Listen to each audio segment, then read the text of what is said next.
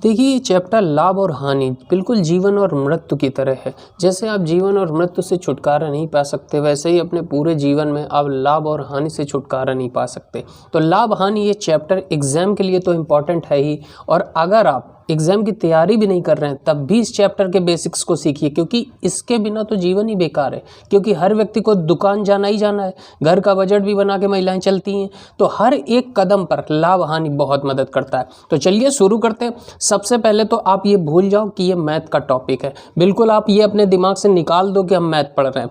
बस केवल आप हमारी कहानी को सुनते चलो और फिर देखना खुद ही खुद आप क्वेश्चन सॉल्व करने लगोगे और सब कुछ आपको समझ में आ जाएगा।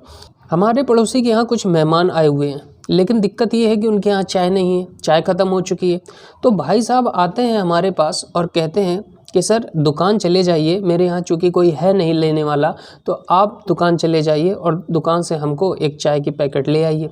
मैं जाता हूँ दुकान में और दुकान वाले से कहता हूँ कि भैया एक चाय का पैकेट दे दो। तो वो दुकान वाला कहता है कि ये 100 रुपये का चाय का पैकेट है। तो मैंने उसे 100 रुपये दिया और चाय का पैकेट खरीद लिया। तो हमने खरीदा कितने का? हमने खरीदा है चाय का पैकेट 100 रुपये का। कितने का खरीदा? 100 रुपये का।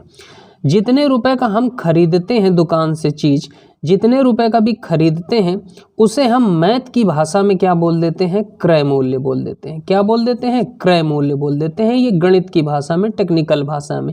इंग्लिश में बोले तो कॉस्ट प्राइस बोलते हैं, शॉर्ट फॉर्म में सीपी बोलते हैं। तो जितने का भी चीज़ आप खरीदते हो उसे क्रय मूल्य या कॉस्ट प्राइस बोलते हैं। ठीक है, अब हम 100 रुपये का खरीद करके ले आए, फिर हमने भाई साहब को दिया। भाई साहब ने पूछा सर कितने का मिला है? तो हमने कहा कि 120 रुपये का मिला है। कितने का मिला है? 120 रुपये का मिला है। हमने उनको 120 रुपये का वो चाय बेच दिया। तो हमने बेचा कितने का उनको? हमने बेचा उनको 120 रुपये का। कितने का बेचा? 120 रुपये का बेचा। अब ये जितने का हम बेचते हैं उसे हम मैथ की भाषा में विक्रय मूल्य बोलते हैं। क्या बोलते हैं? विक्रय मूल्य बोलते हैं। इंग्लिश में इसे हम सेलिंग प्राइस बोलते हैं, शॉर्ट फॉर्म में एसपी बोलते हैं। यानी जितने का भी हम चीज़ बेचते हैं उसे हम टेक्निकल भाषा में विक्रय मूल्य और इंग्लिश की भाषा में सेलिंग प्राइस बोलते हैं। अब आप हमको ये बताइए कि 100 रुपये का जब हम दुकान से लाए थे और हमने इन भाई साहब को 120 रुपये का बेचा, तो हमने कुछ जेब में डाला ना? कितना रुपया बढ़ा करके हमने इनको बेचा है? 20 रुपया बढ़ा करके बेचा है। तो ये जो 20 रुपया हमने जेब में डाला ना, ये 20 रुपया जो जेब में डाला, इसे हम बोलते हैं लाभ। ये हमारा क्या कहलाता है? लाभ कहलाता है। इंग्लिश में इसे हम प्रॉफिट बोलते हैं।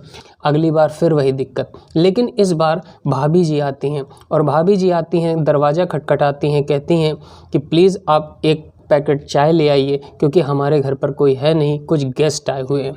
तो हमने कहा चलिए ठीक है।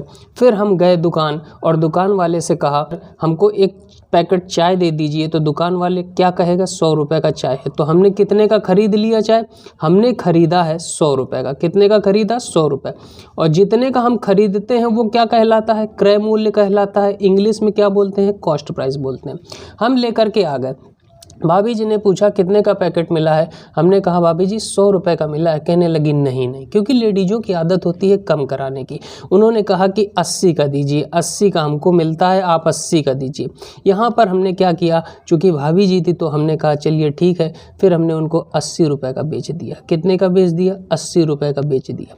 जितने का बेचते हैं वो हमारा क्या कहलाता है? विक्रय मूल्य कहलाता है। इंग्लिश में क्या बोलते हैं? सेलिंग प्राइस बोलते हैं। अब आप हमको ये बताओ कि हम 100 रुपये का लेकर के आए, 80 रुपये का भाभी जी ने खरीद लिया, तो हमारे तो 20 रुपये का नुकसान हो गया ना। ये जो नुकसान होता है इसे हम क्या बोलते हैं? टेक्निकल भाषा में हानि बोलते हैं, कि ये हमारी हानि हो गई, यानी इंग्लिश में लॉस बोलते हैं। बात समझ में आई? अब यहीं से देखिए सारे फॉर्मूले निकल आते हैं, और फॉर्मूले कुछ नहीं होते, केवल यही सब बनते हैं। लॉस कैसे निकला, हानि कैसे निकली? जितने का आपने खरीदा था, यानी जो आपकी सीपी थी, उसमें से आपने किसको घटा दिया? सेलिंग प्राइस को घटा देंगे अगर आप, तो आपकी हानि निकल आएगी। देखिए 100 रुपये का आप खरीद करके लाए थे और आपने 80 का बेच दिया, तो कितना हो गया? 20 रुपया। हालांकि आपको कोई फॉर्मूला दिमाग में रखना ही नहीं है। अब यहीं पर अगर क्वेश्चन बन करके आ जाता है तो आप लोगों को दिक्कत हो जाती है, जबकि वही है जो आप डेली रूटीन में चीज़ें यूज करते हैं। देखिए यहाँ पर 200 रुपये की एक घड़ी खरीद कर लाए, 250 रुपये की चिपका दिया, तो कितने रुपए का लाभ हुआ। तो हमको लाभ निकालना है, सीधा सीधा दिख रहा है, कुछ नहीं दिमाग में रखना है, ना सेलिंग प्राइस, ना कॉस्ट प्राइस, ना लाभ, ना फलाना दिमाग का कोई फार्मूला याद करने की जरूरत नहीं है। आप हमको खुद बताओ, गए दुकान 200 रुपया की लेकर के आ गए घड़ी, और 200 रुपये की लेकर के आ गए, एक भाई साहब मिले आपको, उनको आपने बेच दिया 250 रुपया की, तो जेब में कितने रुपया आपने डाल लिया, 50 रुपया डाल लिया, 50 रुपया कमा लिया ना।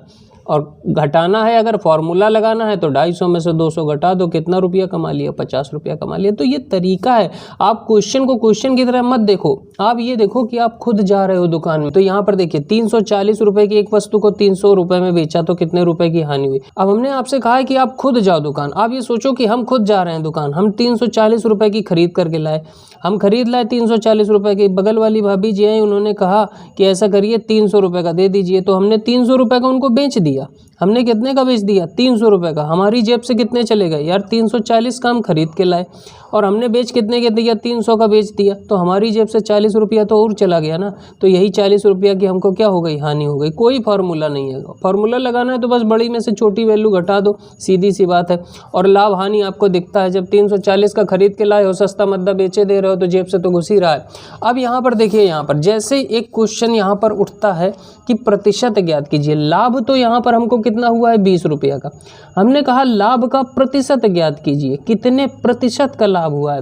तो लाभ का प्रतिशत होता है, जो भी आपका लाभ हुआ है उसको लिखते हैं, और प्रतिशत बनाने के लिए हमेशा किससे गुणा करते हैं, 100 से गुणा करते हैं।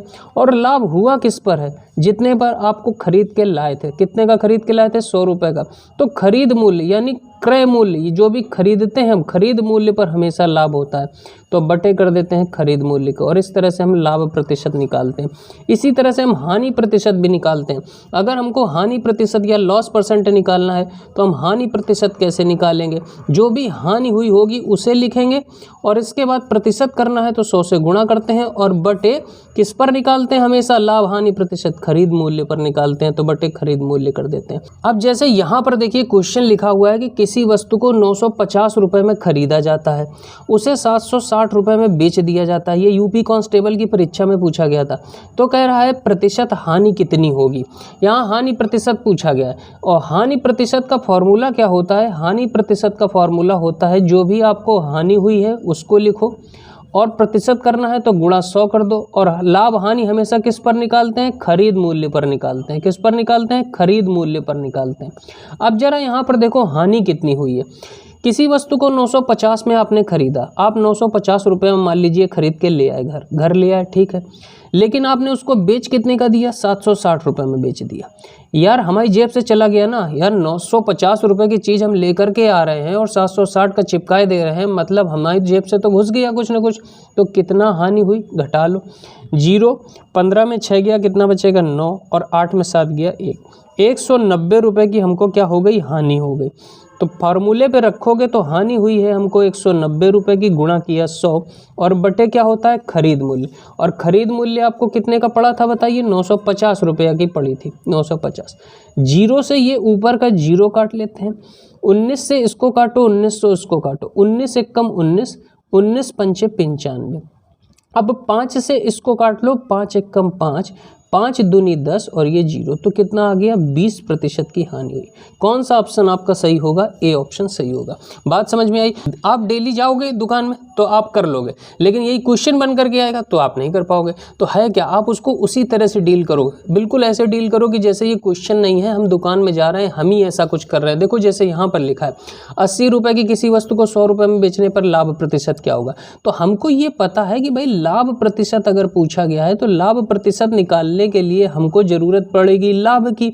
लाभ गुणा 100% में बदलने के लिए 100 से गुणा करते हैं, और ये किस पर निकलता है, हमेशा खरीद मूल्य पर निकलता है। अब बस यहाँ पर आप देख लो कि लाभ कितना हुआ। जैसे आप दुकान गए, 80 रुपये की आप चीज़ खरीद लाए, ठीक है भाई, 80 रुपये की हम खरीद लाए, और हमने कितने की बेच दिया, 100 रुपये की बेच दिया।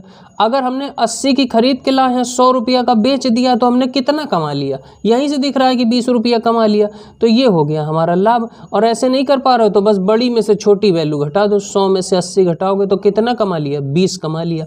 तो लाभ निकल आया, बस रख दो यहाँ पर। लाभ कितना है 20 और गुणे 100, और खरीदा कितने का था, आपने खरीदा था कितने की 80 की, तो ये नीचे रख दिया। एक जीरो से एक जीरो काट दिया, 2 से काटा, 2 एक कम 2, 2 चौको 8, और 4 से इसको काट लो, 4 दूनी 8, 4 पंचे 20, तो कितना आ गया 25%। ऑप्शन बी सही हो गया। तो उम्मीद करता हूँ कि आज की ये छोटी सी क्लास आप सभी को समझ में आई होगी। मिलते हैं अगले वीडियो में। Bye bye, take care.